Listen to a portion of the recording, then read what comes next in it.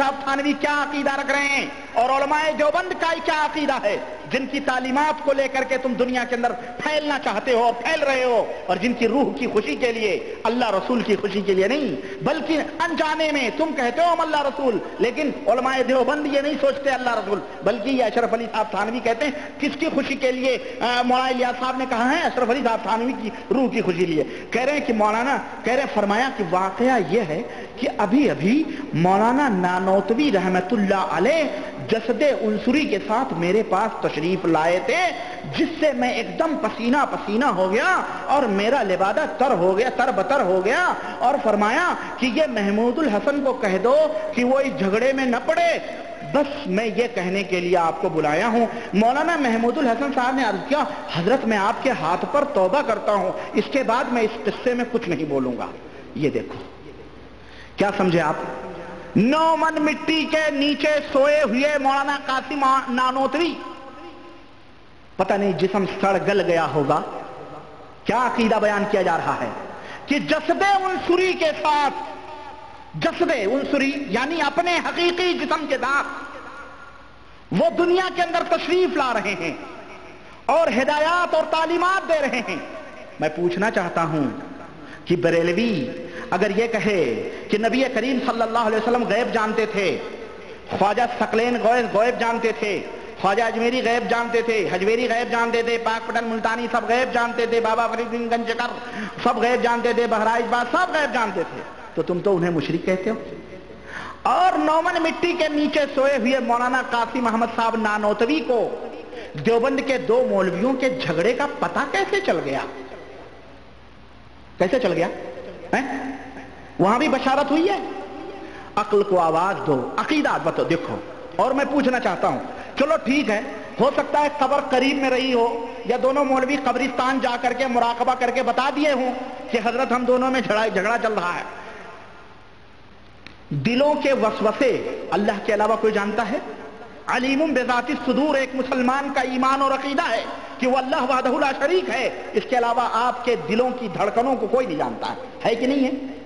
لیکن مولانا محمود الحسن کا دل کسی ایک طرف مائل ہو گیا، قاسم نانوتوی صاحب کی روح تڑپ گئی، بے قرار ہو گئی، بے چین ہو گئی، محمود الحسن کیسے مائل ہو گئے؟ گویا دلوں کے اوپر بھی تصرف چل رہا ہے کہ نہیں؟ یہ دلوں کے اوپر بھی اختیار چل رہا ہے۔ زندہ تو زندہ رہا، مرے ہوئے کو بھی دل کا علم ہو رہا ہے، اور وہ آ کر کے مولانا محمود حسن کو ڈانٹ بھی بتا رہے ہیں، سب کچھ کر رہے ہیں۔ اور یہ مولانا محمود الحسن کون ہے معلوم ہے؟ جن کی تفسیر چھپی تھی، جن کا ترجمہ چھپا تھا، اور یہ مفکر ملت علامہ مولانا ادیب کامل عربی کے مولانا ابو الحسن ندوی کے تزکیے پر خادم الحرمین شریفین اور یہاں کے اولاد امور کو کس طرح سے گمراہ کیا گیا بیچاروں کو۔ یہ بیچارے اردو نہیں جانتے، تم ان کو اپنے تقدس کا، اپنے اسلام کا، مسلمانیت کا جو بھی بتاؤ گے، یہ بیچارے بھولے بھالے سمجھ جاتے ہیں، انہیں نہیں پتا تھا۔ انہوں نے ان کے تزکیے پر اس محمود حسن صاحب کے اس طرح کے عقیدہ رکھنے والوں کے ترجمے کو اور ان کی تفسیر کو، ان کے مولانا شبیر احمد عثمانی کی تفسیر کو یہاں چھپنے کی اجازت دی، اور خادم الحرمین شریفین حفظہ اللہ کا اتنا پیسہ برباد اور ضائع کیا۔ بہرحال آخرکار الحمدللہ یہاں کے باغیرت لوگوں کو سمجھ آئی اور امت کے کتاب و سنت کے متوالوں نے اطلاع دی اور خبر دی، تو الحمدللہ وہ بینڈ ہو چکا ہے وہ معاملہ، اور الحمدللہ اب دوسری تفسیر چھپی ہوئی ہے جس کے بارے میں ہندوستان میں بڑا شور اٹھ رہا ہے، بڑا گوگا اٹھ رہا ہے جناب عالی۔ ہمارے پاس تو وہ کتاب ہی پہنچی، بڑے ہنگامے ہو رہے ہیں، ارے یہ کون سی کتاب چھاپ دی گئی، یہ وہابی عمرہ سعودیہ کے، بڑے گالیاں بکی جا رہی ہیں، لیکن سب مہذب انداز میں یہاں کے امیروں کو اور یہاں کے بادشاہ کو گالیاں دے رہے ہیں۔ یہ لکیر کے فقیر ہندوستانی مذہب بنا کر کے اور گھریلو مذہب بنا کر کے عمل کرنے والے لوگ، اور جن کو دین اسلام کا کچھ پتہ بھی نہیں۔ اور تو اور ہے، یہ واقعہ اپنی جگہ مولانا اشرف علی تھانوی کا، اس کے اوپر ٹپڑی سنو، ان کی ٹپڑی سمجھتے ہیں؟ تبصرہ، ٹپڑی، میرا خاص لفظ ہے BBC لندن والوں کا ہے نا، ان کی ٹپڑی سنیں آپ۔ مولانا ابو الحسن، یہ مولانا اشرف علی تھانوی لکھتے ہیں یہ واقعہ روح کا تمثل تھا، یعنی ایک کی 2 صورتیں ہو سکتی ہیں، ایک یہ کہ جسد مثالی تھا مگر مشابہ جسد عنصری کے، اور دوسرے یہ کہ روح نے خود عناصر میں تصرف کر کے جسد عنصری تیار کر لیا ہو، یعنی روح آئی اور جسد عنصری میں گئی اور مٹی وٹی بدل کر کے اور ایک تیار ہو گیا ڈھانچہ اور مکمل طور پر روح نے سب کچھ کیا اور آ کر کے بتائے. یہ بتاؤ ایک مسلمان کا ایمان اور عقیدہ کیا ہے کہ جب آدمی مر جاتا ہے تو اس کی روح کہاں جاتی ہے؟ یہ اندھے لوگ ہیں، یہ نہیں جانتے کہ روحیں کہاں جاتی ہیں. روحیں یا تو اعلیٰ علیین میں جاتی ہیں اور یا تو سجین میں جاتی ہیں. اگر جنتی پاک باز روحیں تو اعلیٰ علیین میں جائیں گی، اور اگر گندی روحیں ہیں تو سجین میں اللہ تعالیٰ کیا ہوں گی. اگر مولانا نانوتوی صاحب جنتی تھے تو کیا جنت کے وہ مزے چھوڑ کے دیوبند کے مچھروں میں آتے؟ ان غلیظ جگہوں پہ آ کر کے ہندوستان کے کفرستان میں آ کر کے جو ہے ان کو نصیحت کرتے اور روح جستے. روح کیسے آئے گی یہ بتاؤ؟ روح تو وہاں اعلیٰ علیین میں ہے. شہداء تو تمنا کریں کیا عرش کے سائے کے نیچے درختوں کے اوپر جنت کے پرندوں کی شکل میں دوڑیں اور اللہ سے تمنا کریں اے اللہ دوبارہ دنیا میں بھیج دے تاکہ پھر جائیں تیری راہ میں شہید ہوں اور پھر آئیں. اللہ ان سے یہ کہے جو میرے پاس آتا ہے دوبارہ لوٹ کے. اور اشرف علی صاحب تھانوی کے بزرگ جسد عنصری میں تنا تصرف کر کے اور دنیا کے اندر آ کے دیوبندیوں کو تعلیم دے رہے ہیں. میں پوچھنا چاہتا ہوں کیا یہ ہندوؤں کی تعلیم نہیں ہے؟ کیا یہ کافروں مشرکوں کی تعلیم نہیں ہے؟ جو ہندوستان کے کافروں کا یہ عقیدہ ہے کہ روحیں جو گندی ہوتی ہیں وہ دنیا کے اندر بھٹکتی رہتی ہیں. ہم پوچھنا چاہتے ہیں یہ کیا ہے؟ یہ ایمان اور عقیدہ بیان کیا جا رہا ہے. تبلیغی جماعت کے بھائیوں زیادہ اترانے کی ضرورت نہیں ہے. اگر تمہیں کتاب و سنت کا دامن چاہیے آؤ ہم تمہیں کتاب و سنت کے راستے کے اوپر تعلیم دیتے ہیں. یہ کیا تعلیم ہے بزرگوں کی؟ اور یہ تو یہ ہوتی اور اس طرح کی تعلیمات جو کفر اور شرک کے اور قرآن و سنت کے بطلان اور کذب اور جھٹلانے کے اوپر مبنی ہو. یہ تعلیم ہے کہ روح تصرف کر کے آ رہی ہے نعوذ باللہ. یہ کہاں کی حماقت ہے؟ اور تو اور ہے. اور آؤ میں آپ کو بتاؤں یہی نانوتوی صاحب ہیں. یہی آپ دیکھیے اسی حکایت اولیاء 222 صفحے کے اندر 222 صفحے کا یہ ہو گیا. اور دیکھیں 279 اس کے اندر دیکھیں کس طرح سے غیب کا دعویٰ کیا گیا ہے جناب علی. اور مولانا کو کس طرح سے پتہ چل رہا ہے. مولانا قاسم صاحب نانوتوی کو کہہ رہے ہیں کہ قاسم صاحب نانوتوی فرماتے ہیں کہ ایک مرتبہ جب میں گنگو حاضر ہوا تو حضرت کی سہدری میں ایک کورا بدھنا رکھا ہوا تھا. حضرت کی سہدری میں ایک کورا بدھنا رکھا ہوا تھا. میں نے اس کو اٹھا کر کنویں سے پانی کھینچا اور اس میں پانی بھر کر پیا تو پانی کڑوا پایا. ظہر کی نماز کے وقت حضرت سے ملا اور یہ قصہ بیان کیا. آپ نے فرمایا کہ کنویں کا پانی کڑوا، کنویں کا پانی تو کڑوا نہیں ہے، میٹھا ہے، تمہیں کیوں کڑوا لگا؟ کیا حضرت نے بھی پانی چکھا تو کڑوا تھا. آپ نے فرمایا اچھا اس کو رکھ دو. نماز ظہر کے بعد حضرت نے سب نمازیوں سے فرمایا کہ کلمہ طیب جس طرح ہو سکے پڑھو. آج بھی دانوں پہ پڑھواتے ہیں نا دیوبندی لوگ، چنے پھڑواتے ہیں اور وہ کیا ہوتی چھیمیاں پڑھواتے ہیں اور وہ کیا ہوتی بیج اس کی املی کی ہم لوگ پڑھتے تھے بھائی، یہ معلوم ہے نا، یہ سب پڑھواتے ہیں. دیکھیں جس طرح ہو سکے اس کلمہ طیبہ پڑھو. چنانچہ نہایت خشوع کے ساتھ اچھا حضرت نے بھی پڑھنا شروع کیا اور بعد میں حضرت نے دعا کے لیے ہاتھ اٹھائے اور نہایت خشوع اور خضوع کے ساتھ دعا مانگ کر منہ پر ہاتھ پھیر لیے. اس کے بعد بدھنا اٹھا کر پانی پیا تو شیریں تھا یعنی میٹھا تھا. شیریں تھا یعنی میٹھا تھا. اس وقت مسجد میں بھی جتنے نمازی تھے سب نے چکھا تو کسی قسم کی کڑواہٹ پانی کے اندر نہ تھی. بعد میں حضرت نے فرمایا کہ اس بدھنے کی مٹی، غور سے سنو مسلمانوں اور تبلیغی جماعت کے بھائیوں، میں آپ سے پوچھنا چاہتا ہوں، سنو یہاں کفر چھپا ہے. دیکھو بدھنے کی مٹی اس قبر کی ہے جس پر عذاب ہو رہا تھا. الحمدللہ کلمے کی برکت سے عذاب رفع ہو گیا. یہ مولانا اشرف علی صاحب تھانوی نے لکھا ہے. یہ عقیدہ بتلایا جا رہا ہے مولانا اپنے بزرگوں کے بارے میں.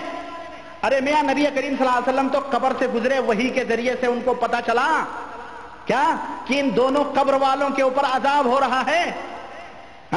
تب آپ صلی اللہ علیہ وسلم نے ہری ٹہنی منگا کے اس پہ رکھ دی اس پہ رکھ دی. ہے کہ نہیں ہے؟ یہ اللہ نے انہیں بتایا. کیوں؟ ہمارا یہ ایمان اور عقیدہ ہے وما ينطق عن الهوى. ہمارا نبی اپنی زبان سے کوئی اپنی نفس سے کوئی بات نہیں کہتا، جو کہتا ہے وہ اللہ کی طرف سے وہی ہوتی ہے. یہ دیکھیں حضرت کہہ رہے ہیں وہاں تو قبر تھی سامنے پتہ چل رہا تھا، یہاں کیا ہوا معلوم ہے؟ مٹی پتہ نہیں کہاں کی اٹھائی گئی اور بدھنا بنایا گیا، ظاہر ہے پکا ہوا بدھنا تھا، اس میں پانی پینے کے لیے لایا گیا برسوں۔ حضرت کو سب معلوم ہو رہا ہے کہ وہ قبر کی مٹی ہے، اس قبر کے اوپر عذاب بھی ہو رہا ہے، اور باقاعدے اب کلمہ طیبہ ہم نے پڑھا، اب پانی میٹھا ہو گیا تو اس قبر سے عذاب بھی اٹھا لیا گیا، نعوذ باللہ۔ یعنی مٹی کی تاثیر، کوئی لاسلکی تار تھا کیا اس قبر کے والے سے، وہ مٹی کے بدھنے سے لگا ہوا تھا کہ حضرت کو سب معلوم ہو رہا ہے؟ یہ کیا ہے؟ یہ غیب کا دعویٰ نہیں ہے یہ۔ اور مولانا رشید احمد گنگوہی نے اپنی کتاب فتاوی رشیدیہ میں خود لکھا ہے جو اس طرح کے عقیدے رکھے وہ خود کافر ہے، اللہ کی قسم۔ اور بریلویوں کی ایک کتاب ہے دیوبندی اپنے منہ کافر، دیوبندی اپنے منہ کافر۔ پتہ ہے کیسے لکھی ہے انہوں نے ایسے ہی لکھی ہے کہ ان کے فتوے پوچھے کہ غیب کوئی جانتا ہے کہ نہیں جانتا، فتویٰ دیا اللہ کے علاوہ کوئی غیب نہیں جانتا۔ اس طرح کے واقعات لکھے اور لکھا کہ اگر کوئی غیب کا دعویٰ کرے تو وہ کافر، اور اس طرح کے واقعات لکھے۔ اب بتاؤ ان کو کافر کہو تو دیوبندی اپنے ہی منہ کافر۔ میں کیا کہوں؟ میں کچھ نہیں کہوں گا۔ مولانا رشید احمد کے فتوے کے روشنی میں یہ دیکھیں ذرا۔ اسی طرح سے مولانا شریف تھانوی صاحب نے بہشتی زیور سب لوگ پڑھتے ہیں، اور باقاعدے شادی بیاہ میں تبرک کے طور پر قرآن کی جگہ پہ اسے دیا جاتا ہے، اور بہت سارے مسائل اس میں گندے ہیں بہرحال، لیکن ایک مسئلہ چلے آخری پوائنٹ پہ میں بتاتا چلوں اس کے اندر، اور اس کے اندر بہت سارے واقعات ہیں جناب۔ یہ تو میں تبصرہ وقت کی قلت کی وجہ سے میں کم سے کم کر رہا ہوں، ورنہ اللہ کی قسم اس میں تو میں نے کئی دفعہ اس کو پیش بھی کیا آپ حضرات کے سامنے۔ بڑے سارے واقعات ہیں جو ایمان شکن عقیدوں کو ڈائنامنٹ کرنے والے، عقیدوں کو برباد کرنے والے واقعات ہیں۔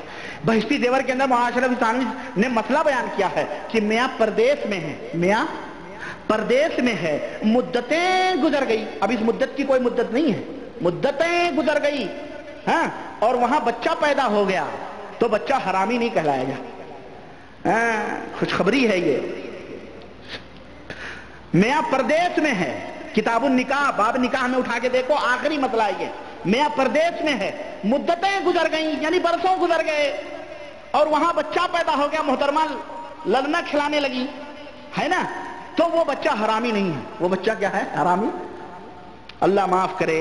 اب آئیے یہ دوسرے بزرگ تھے، ذرا تیسرے بزرگ کی میں کا واقعہ بتا کے میں اپنی بات مختصر طور پہ ختم کرنا چاہ رہا ہوں کیونکہ وقت زیادہ ہو رہا ہے۔ تیسرے بزرگ ہیں یہ مولانا رشید احمد صاحب گنگوہی، جن کا ابھی میں نے فتویٰ نقل کیا ہے فتاوی رشیدیہ میں کے حوالے سے۔ یہ دعویٰ نبوت کا کس طرح سے کر رہے ہیں، یہ دیکھو اس طرح سے ان کو الوہیت کے درجے پہ رکھا گیا۔ ہاں، مولانا اشرف علی صاحب تھانوی کے ایمان اور عقیدے اور تعلیمات جو تھے وہ میں نے آپ کے سامنے بتائے۔ اب آئیے ذرا ان کا سنیں رشید احمد صاحب گنگوہی کا۔ یہ مولانا رشید احمد صاحب گنگوہی کہہ رہے ہیں، کیا کہہ رہے ہیں؟ سن لو، حق وہی ہے جو رشید احمد کی زبان سے نکلتا ہے، اور بقسم کہتا ہوں، یعنی قسم کھا کر کہتا ہوں کہ میں کچھ نہیں ہوں مگر اس زمانے میں ہدایت اور نجات موقوف ہے میری اتباع پر۔ نستغفر اللہ۔ آج تک امت دلیل حوالہ تذکرۃ الرشید جلد 2 صفحہ نمبر 17۔ آج تک ہم یہ سمجھتے رہے کہ اللہ وحدہ لا شریک نے قرآن میں فرمایا ہے ان تطیعوہ تہتدوا، اے لوگو اگر میرے نبی کی اتباع کرو گے ہدایت پا جاؤ گے، یعنی ہدایت موقوف ہے نبی کی پیروی پر۔ ہم نے یہ آج تک قرآن میں پڑھا، قل ان کنتم تحبون اللہ فاتبعونی یحببکم اللہ، میرے نبی کی اتباع کرو اللہ کے محبوب بندے بن جاؤ گے، ویغفر لکم ذنوبکم، اللہ تمہارے گناہوں کو بھی معاف فرما دے گا، تمہیں جنت الفردوس میں جگہ دے گا۔ آج تک ہم پڑھتے آ رہے ہیں، یہ ہم وہابیوں کا عقیدہ ہے۔ اور ذرا ان تبلیغی جماعت کے لوگوں کا عقیدہ ملاحظہ فرمائیں، ان کے اماموں کا، کہ ہدایت اور نجات موقوف ہے کس کے اوپر؟ مولانا رشید احمد صاحب گنگوہی کی اتباع پر۔ میں پوچھنا چاہتا ہوں کہ نبوت کی نشانی اللہ نے بتلائی ہے کہ ہدایت اور نجات موقوف اور رسول کی اتباع پر، کیا یہ رسالت کے اوپر ڈاکہ ڈالنا نہیں ہے؟ کیا یہ رسالت کے منصب کی طرف پیش قدمی نہیں ہے؟ اگر مرزا غلام احمد قادیانی نبی کریم کو آخری نبی مانتے ہوئے بھی نبوت کا دعویٰ کرے اور کہے میں نبی نہیں ہوں بلکہ میں ایک بروز ہوں، یعنی نبوت ظاہری نبی ہوں، میں ظاہر ہوا ہوں عیسیٰ مسیح کی شکل میں، وہ بھی نبوت کا دعویٰ مکمل طور پہ نہیں کر رہا ہے، تو پورا دارالفتہ سے بمبارڈ ہو رہا ہے کفر کا.